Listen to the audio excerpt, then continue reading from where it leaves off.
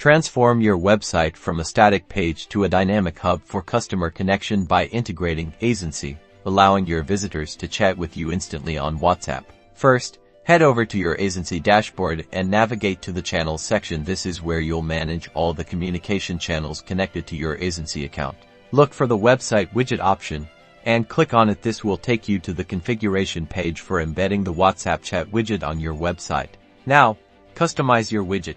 Choose a color that matches your brand.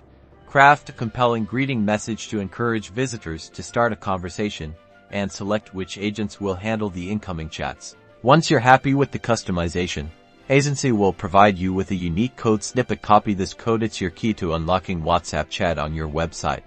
Go to your website's HTML code and paste the Aisensy code snippet just before the closing less than body tag. This ensures the widget loads properly on all your website pages. Refresh your website, and voila!